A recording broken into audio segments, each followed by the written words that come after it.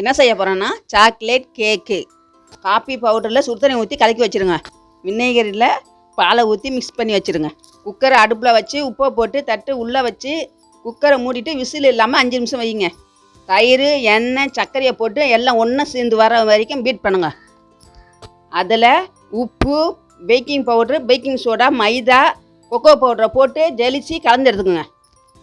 அப்புறம் அதில் முன்னாடி கலந்து வச்ச காப்பியும் பாலையும் ஊற்றி நல்லா கலக்குங்க. அப்புறம் கேக்கு டின்னு எடுத்து எண்ணெயை தடவி மைதாவை எடுத்து டஸ்ட் பண்ணிவிட்டு அதுக்கப்புறம் கேக்கு பேட்டர் எடுத்து ஊற்றுங்க. அப்புறமா கேக்கை டின்னை தட்டிட்டு சூடு பண்ண குக்கரில் உள்ளே வச்சு மூடி போட்டு 40லேருந்து 45 நிமிஷம் பேக் பண்ணுங்கள். 40 நிமிஷம் கழித்து குக்கரை ஓப்பன் பண்ணி கேக்கு உள்ள கத்தியை விட்டு ஒட்டாமல் வந்துச்சுன்னா ரெடி. இதோட அளவெல்லாம் ஃபஸ்ட்டு கமெண்ட்டில் கொடுக்குறேன், பார்த்துக்குங்க. துபாயில் இருப்பாங்க ஷேக்கு, நீங்கள் நான் சேர்ந்து சாக்லேட் கேக்கு.